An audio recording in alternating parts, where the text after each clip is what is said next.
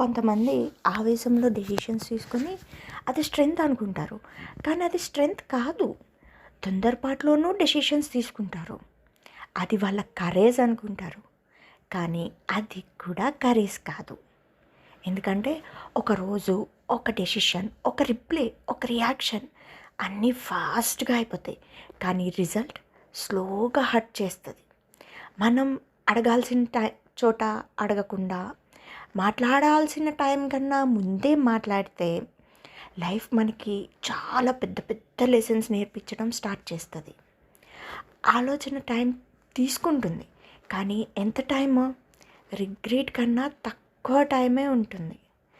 ఆవేశం మాటల్ని నేర్పిస్తుంది, ఆలోచన మార్గం చూపిస్తుంది. ఒక్క నిమిషం ఆగడం నేర్చుకుంటే చాలా నష్టాలు ఆటోమేటిక్గా తగ్గిపోతాయి. ఫాస్ట్ రియాక్షన్ కన్నా రైట్ రియాక్షన్ ముఖ్యం.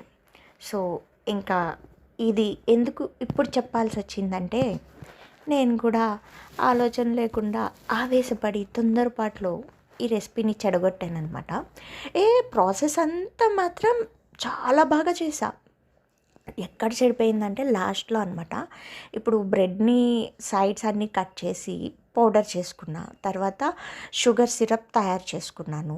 ఆ తర్వాత కస్టర్డ్ని పాలల్లో మిక్స్ చేసి అందులో క్రంబుల్ చేసుకున్న బ్రెడ్ని కూడా వేసి కొంతసేపు ఆగిన తర్వాత మనం చేసుకున్న షుగర్ సిరప్ని ఒక బౌల్లో తీసుకుని దానిపైన ఈ బ్రెడ్ పుడ్డింగ్ ఉంది కదా, అది కూడా వేసాను అనమాట. కస్టర్డ్ దానిపైన టూటీ ఫ్రూటీ కూడా వేసాను. ఇవన్నీ వేసి కొంచెము ఆవిరికి ఉడకబెట్టాను అనమాట. ఇడ్లీ పాత్రలో కొంచెం వాటర్ తీసుకుని ఆ వాటర్ని ముందుగానే వేడి చేసి తర్వాత ఈ బౌల్ని అందులో పెట్టి 40 minutes వరకు స్లో ఫ్లేమ్లో పెట్టి ఉడికించాను.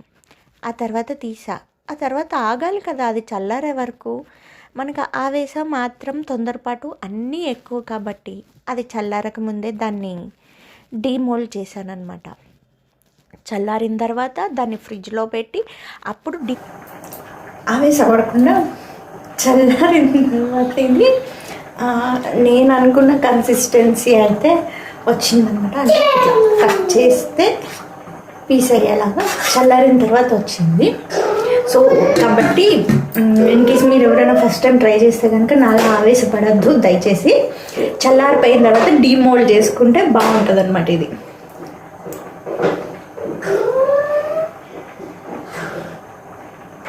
చల్లారిపోయిన తర్వాత చాలా బాగా వచ్చింది.